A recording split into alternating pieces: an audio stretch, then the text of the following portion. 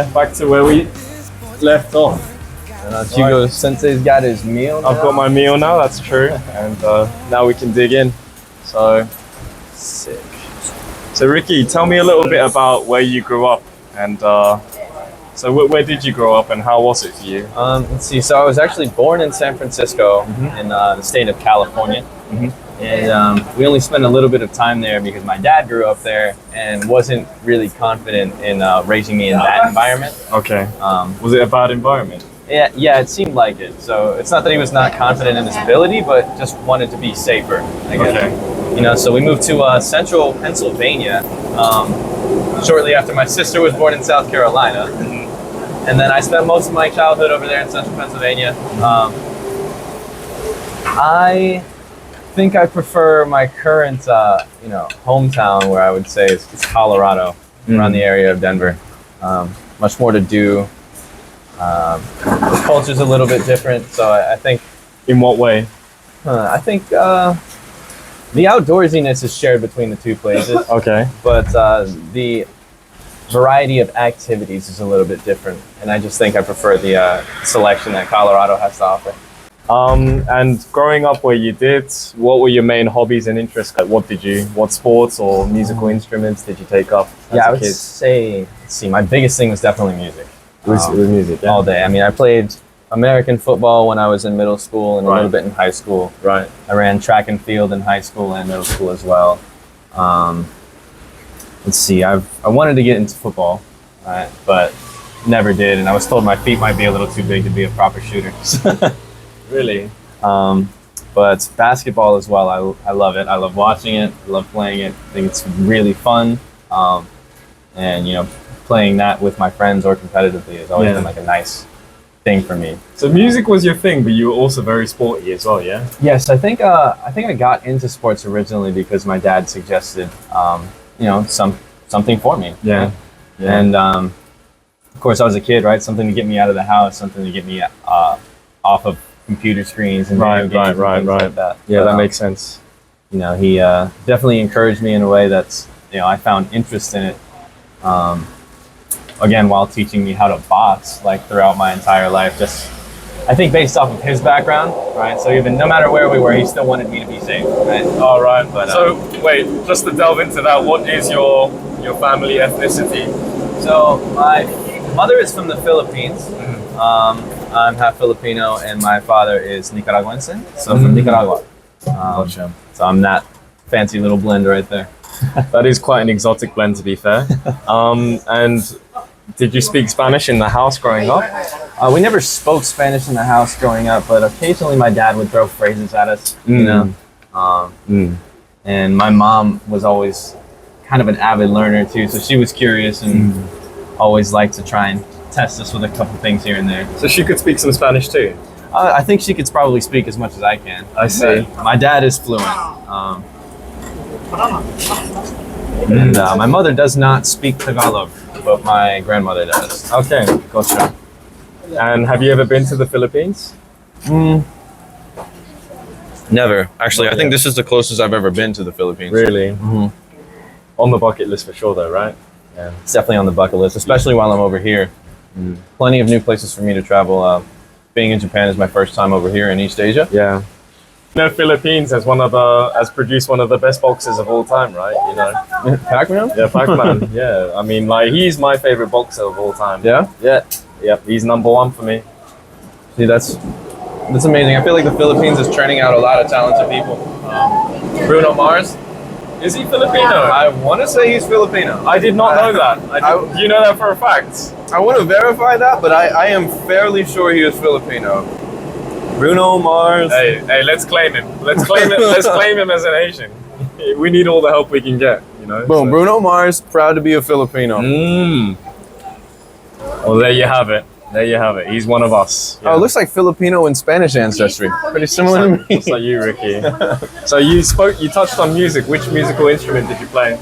So I wanted to play the violin when I was in 3rd grade, but at the time we didn't have the money for me to procure the instrument, right?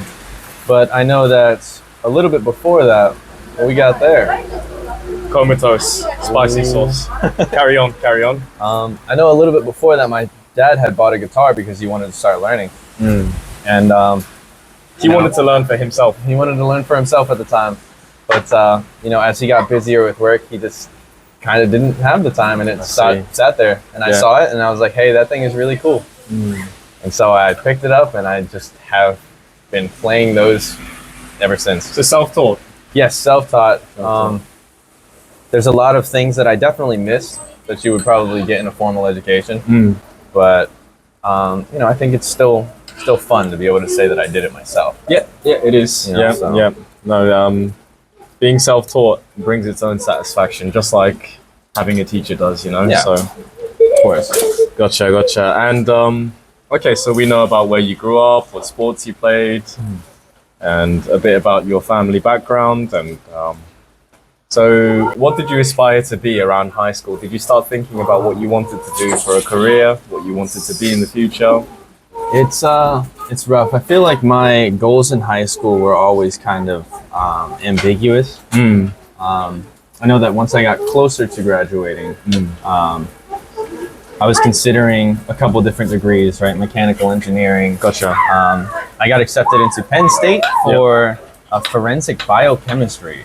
Right? Okay, so you studied hard in high school, didn't you? You Not were a good really, student, no? I think. But you did well without making maximum effort, yeah? Yeah. And so now that I'm putting in maximum effort, I think I'm doing even better.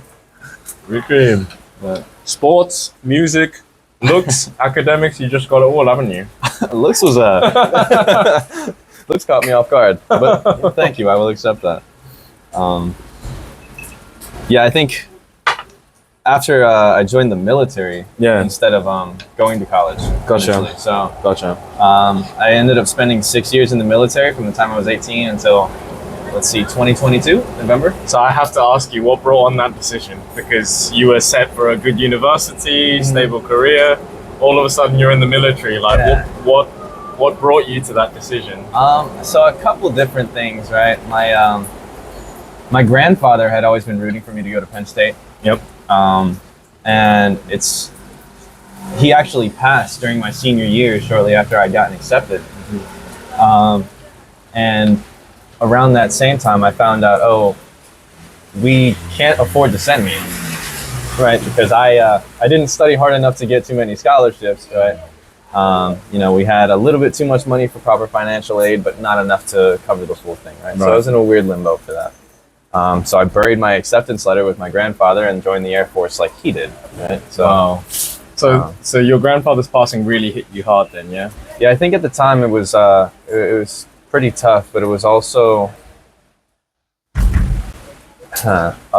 something for me to learn about who I am from, you know? Even if it taught me how many options there are. Yeah. Right. Yeah. It wasn't the end of the world that I couldn't go to Penn State, even though he'd always been rooting for me, right? So I just followed in his footsteps in a different way. My family has a lot of military ties. My brother was in the Army. My father was in the Navy, a Gulf War veteran. Okay. And yes, my grandfather was in the Air Force as well. So your father was a Gulf War survivor? Yes. Wow. That is something to be proud of, isn't it? Yeah. And but I also can't blame him for getting out after his first term, right? I did the same thing, and I didn't even go through a war personally. So, but you know, he survived, and he can say he survived. He can say he contributed. He was there. He was counted. He survived. Props to him. This interview isn't about me, but just so you know, there's a connection between us. My grandfather was actually 16 years old when he volunteered to join the Korean War, and he was actually raised in North Korea. He was born and bred in North Korea, but because his family was Christian, they chose the South Korean side. Yeah. So then he fled to the south. He fled to the south with his family, and then his father was in the army, and he wasn't because he was still too young. He was 16, but he was a proper chavvy 16-year-old. He wasn't studying. He was always out having fights and stuff. Yeah. So then he actually volunteered to save his father when his father was imprisoned in North Korea. Yeah. So, and he survived that as well. So I've always had that thought, you know, maybe it's in my blood. But you know, because I wasn't raised in Korea, it wasn't mandatory for me to go to military service. Yeah. And it kind of just passed me by. I mean, most people would count me lucky that I didn't have to go to the mandatory military service for 2 years, you know? Yeah. But part of me also thinks it might have been a good experience. So I know what you mean by making that seemingly reckless, impulsive decision to go out of some kind of respect to your grandfather, knowing life is short, why not give it a try, you know? Yeah. Like I can relate to that to some degree. Yeah, see, that's a really cool story, actually. That sounds like something out of a book. It really does, yeah. Oh, train passing by. Carrying on with your Air Force story then. So, well, obviously you've got different sections of the military. You've got the Army, infantry, you've got the guys at the border, you've got the Navy, you've got the, you know, all sorts, Force, right? yeah. The Air Force. So what was it about the Air Force that drew you there? So let's see. My girlfriend at the time, her mother was actually in the Army. She was a commissioned officer, right? So one of the higher ranked people in there. And we got along well. So, you know, I think a lot of people, including her, encouraged me to go into the Air Force because they said it's, you know, where the smart people go. But I don't necessarily agree with that. But I think that was sales talk right there. I think that was I think they had their own agenda. I think so too, but definitely sales talk. But at the same time, I think I had a lot of fun experiencing the things that, you know, the Air Force focuses on. Right, so during that time, I was an aircraft mechanic. I would inspect airplanes. I would fix things that were wrong with them. And you know, I would fly with the airplane sometimes to where it goes, just to also fix things in case they broke while they were flying. So that was a really cool experience. I think it allowed me to travel to a lot of places that I may never have gone if I wasn't in the Air Force. What's your most memorable experience from your time in the Air Force? Oh man, so me and a friend of mine, his name is Noah, a really good friend of mine, and we ended up going on one of those flying trips together. He was also an aircraft mechanic, a much smarter and harder working one than I was, to say the least. But he went on this trip with me, and we were on our way to the Middle East to pick up some cargo, right, and bring it to a different location. But while we were on our way over the Atlantic, our like oxygen our inert gas generation system, right? Something important Went out. It was entirely necessary for us to do this, and it went out. It broke while we were in the air, so we had to land somewhere, right? We ended up landing in Portugal. We spent a night just wandering around Lisbon. Right? Then the next day we flew over to Spain. Spent a week there waiting for the mechanics there to finish. It was fantastic. Sounds like a hell of a time, man. Yeah, so really good. Got to walk on the Spanish beach and get paid for it. So great time. There's worse things in life than that, for sure. Much worse things. Yeah. What did you get up to in Portugal and Spain? If it's perfectly fine. those were all casual activities. So let's see, what did we get up to? Most of it was just exploring Lisbon, right? Yeah. None of us had ever been there before. It's normally I've never been to Lisbon. Yeah. I've never been to Spain or Portugal, actually. Really? Even though I lived in Europe for 10, 15 years. I think they're nice places to go visit for sure. And we just found some food, right? I found a place that served a huge variety of hot dogs for €1 each. Right, so that was a interesting thing for me. I've never seen like a hot dog bar in my life, right? So that was fun. And then in Spain, again, it was kind of a lot of waiting for what's the next step, right? So the higher ups had to make some decisions, and I just had to sit there and wait on that. So Gotcha. How did you come to the realization that maybe the Air Force wasn't like the rest of your life, and maybe you would like to try something else?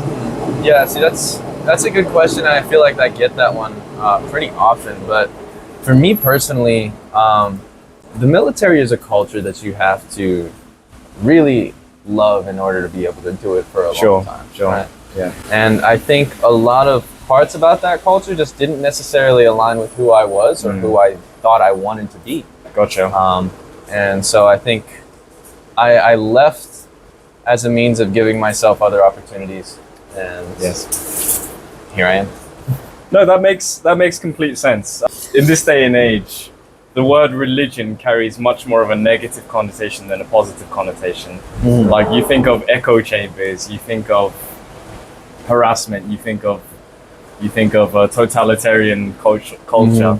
But really, just religious culture is just extremely vertical culture, right? Yeah. You know, you don't ask questions, and you have absolute faith and absolute belief. That's essentially what religious culture is, what faith is. You know?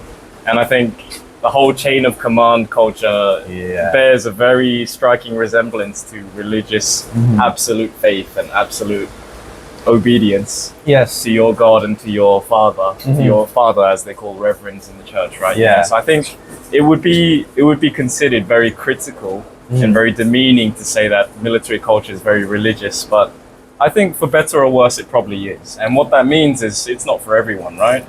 So fair decision, but like looking back, would you say that your time in the military definitely instilled some good values in you? Like, for example, discipline, for example, respect? Oh, of course. I think it was weird. Some things, of course, the discipline I think were instilled in me. Persistence and just diligence as well, right? I mean, I'm on top of my studies, right? I try to get involved with different things, but I'm also very aware of my time and what I can and cannot manage. So I think that's a trait that I took away from the military. I think there were a lot of traits that I knew I didn't want to take with me from the military that I based some changes on as well. So post-military, how long was it before you decided to come to Japan? And what was the main thing? Like, you know, you touched upon it earlier that you just wanted to try new things, but was there something else that told you Japan specifically? So I had actually made the discovery that I didn't want to be in the military for the rest of my life about halfway through my career. So it was from then that I had started trying to make preparations and seeing what colleges I can get into. And apologies, Ricky. Wait, how many years did you spend in the Air Force again? 6. 6? Yeah. That's actually a lot longer than what our conversation would have suggested. You know? 6 years is not short. That is quite a long time, actually. Not short. A lot of changes, you know, a lot of new things that I had to learn, especially during those very like malleable years, right, where you're a very impressionable person. But yeah, I had decided to leave the military when I was about halfway through.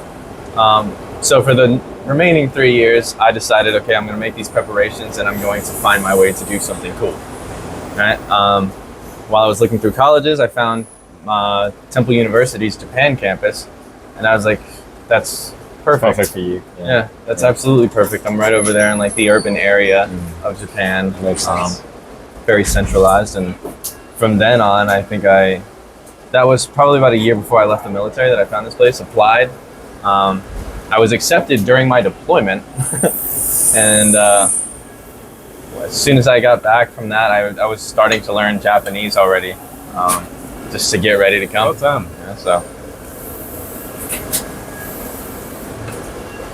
I also have a sister over here. Did I tell you that? You did not tell me that. Yeah, I have a sister over here. She's Japanese. I've never met her. She's Japanese? Yeah, she's half Japanese. She's half Japanese. Wow, and never met her. And you haven't met her yet? No, so that's another big reason why I'm studying Japanese, is to have like an intimate first conversation with my sister. You okay with that one being in this video? So I can cut that out. I mean, I haven't said her name, so I mean, I that's think okay. privacy's not a concern. Okay, all right. I think actually, if she stumbles upon that, that would be a good little. It'd be like a movie, wouldn't it? Yeah, it'd be a little movie, right? To be honest, my reach is not that great yet. I've got like 10 subscribers, so yeah, it'll grow. I see. All right, that makes a lot of sense, and I guess the next one is who were your role models growing up and through your time in the military, throughout college? You spoke about your grandfather a little bit. Yeah. Maybe he was one, or any others as well. Yeah, I think I never had like a solid one specific role model, you know, but I think I always looked up to like my family and the people in there. I knew that they were going to take care of me. So I don't think I had any one specific role model among them. Yep. But rather, all of them collectively have taught me, you know, lots of things about who I am, who I want to be, who I don't want to be. Definitely close with my siblings, though. I would say a lot of what shaped me was definitely like my siblings and my interactions with them. Right. But yeah, as far as role models go, I mean, never had that kind of thing in my head, right? I always wanted to be the person that I looked up to, right? Sure. I feel like when I think of a role model, I think of the version of myself that I want to become. Okay, so maybe we can change the word from role model to, obviously you had a lot of respect to your grandfather. Were there certain qualities or virtues that you felt like he represented really well and you thought, yeah, I'd like to be the type of person that, let's say for example, always keeps his promises. Let's say for example, always does right by his people. Or for example, you know, isn't afraid of a fight if it means protecting his boys or his family. Yeah. Is there any specific things that you saw in your grandfather that you thought, yeah, that's the type of man I'd like to be? Man, you know, he was very calming. He had a calming air about him. Right? Everything was very friendly. It always felt like he gave off a good energy, right? Good vibes. Good vibes, right? Good vibes. And what goes around comes around. So that kind of came to me. Hey, you're a good vibes guy. I wanted. Oh, thank you. Hey, you are a good vibes guy. I'm glad. That's a big thing that I was going for.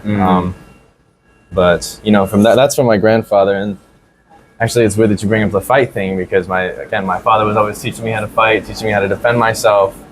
In America, I mean, gun laws are different than most other places, right? So, from my early teens, or maybe a little bit before that, he had started teaching me how to properly shoot a gun. Right? Everything about gun safety, cleaning it, never pointing it anywhere but downrange, things like that. Very, very serious and careful instruction. From my father, you know, so I think a lot of my self-defense habits came from him and his desire to make sure that, you know, if he's not there to protect his family, you know, somebody is. You're the man. Yeah, and so we always had that strong tie between us, you know, through all of our ups and downs that, you know, fathers and sons have. Right? Of course. Very strong bond through that. I don't want this to go cold, bro. Take a few bites if you need to. All right, Ricky, you up for coffee? Yes, please. All right, let's put your Japanese on blast and see how good it is then, yeah? All right, can't wait. Ricky, コーヒー2つください。はい。 Oh God, that sounded like a Japanese man, born and bred, right there. I watch a lot of anime. Is that where it comes from? Listen to a lot of Japanese music. I ain't never seen a Japanese anime where they say "Coffee futatsu kudasai." Fair enough. Fair enough. I think I learned a lot of things from my friends, my girlfriend as well. No, you definitely. I've spent time and I've worked with a lot of English teachers in Japan who 8-9 years in Japan. They still don't sound remotely close to that. But anyway, yeah, you're on the right track to get fluent for sure. Yeah, that does blow my mind. You're a sensei in Japan now. You're teaching English. Yes. I am. What kind of advice would you give to someone that's maybe in Japan considering a career in teaching English, or what kind of advice would you give to someone who's just interested in getting into teaching? Period. Any sort of teaching guitar, teaching violin, anything. You know. I think one thing about teaching things is obviously, you know, knowing what you can, right? Try to know what you're talking about as best as possible. But a very big part of it is going to be confidence, if I could say so myself. Yeah. I think once you get your confidence up and you think you're able to, you know, convey what you want to say properly, and with that confidence, I think it'll help the student as well, make them feel a little bit more reassured in your ability to teach them too. Well, confidence is infectious, right? Yeah, very so if you have confidence, then the people listening to you will also gain confidence from that as well. You know, so that's that comes from never selling yourself short. Don't sell yourself short. Which we all do sometimes. Of course. But there's nothing to gain from selling yourself short, right? Nothing to gain. Good. And I guess there's obviously teaching and education, and you know, we touched on what kind of values you felt like your grandfather instilled in you, like how to just be good vibes around people, Yeah. how to help people. Supposing one day you're a father or you've got kids that look up to you and look to your example, what would be some values that you would want to absolutely instill in them as a role model figure, father figure, teacher figure? Dude, definitely.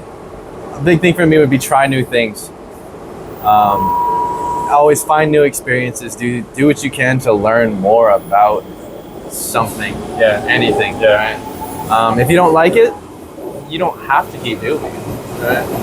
But I think it's very important to expose yourself to things that you might like train noise. I love it. Yeah. Exactly. Not by choice though. Not by choice. But essentially what you're saying is you got time on your side, right? So try new things, experience new things, and most of the time you're not going to regret it when enough time passes, even if it was a bad experience, right? Yeah, of course, right? You can do two things, right? You win or you learn. Yeah, right? Exactly. So there's no lose, right? There's no lose. There's no lose. You can always turn that L from a loss into a lesson, right? Yeah. And I like to say there's no trauma, there's only training, you know? Oh, I like that. Of course there is trauma. Like realistically, if you're in the army in the Middle East and you see your friend, of course there is, but like the idea that there is no such thing as trauma and that everything can make you stronger. That's a really cool one. That's the first time I've ever heard that thing. Well, I try and live by that because sometimes it gets too much, you know? Sometimes it gets a bit much and I have to remind myself certain mantras to get through it, you know? Yeah. And there is no trauma, there's only training is something that has really helped me. So yes, I think you make a really good motivational speaker. I don't know. I try and motivate myself. That's where I start, you know? That's where I start. And I think you would make a very good motivational speaker as well, you know? Really? Yeah, I think you would. Like, not necessarily in the Tony Robbins style, like the whole, that gruff voice. I'm not talking about that style, but I think you've got more of a good vibes, low key. You've got, I'd call it older brother energy, which is really good. Yeah, that's good. I like hearing that. It's comforting to hear that. It is. I wouldn't have minded being your younger brother. Oh, right on. Yeah. I'm not, but yes. Arigatou gozaimasu. We don't really do cheers with coffee, but why not? Why not, Ricky? All right. Just to tie a ribbon on this great interview. Cheers. Perfect. Okay, guys, so that's where we'll call it a day.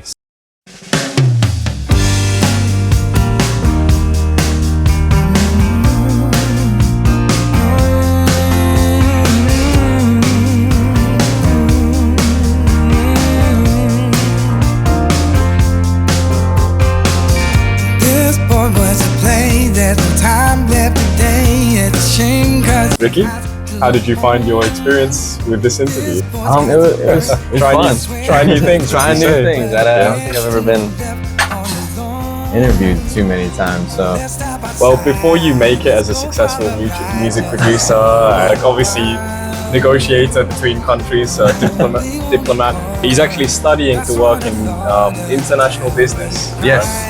So you'll be negotiating trade deals and stuff like that. Yeah, so I'm a double major actually now, so I'm studying Japanese as well, and hopefully I can get a hang of this Korean sometime soon. It's gonna happen. Oh, it'll happen. It's gonna happen, yeah. It'll happen. Yeah, so this interview will be something for the history books that people look back on before Ricky became the Ricky. Yeah? The Ricky. Before you became the Rickster. The Rickster. I'll see if I can come up with a cool name. The Rick Father. The Rick. The Rick Father. That can be taken a lot of different ways. I'm not even sure how to take that one. Alright guys, we'll cut it there.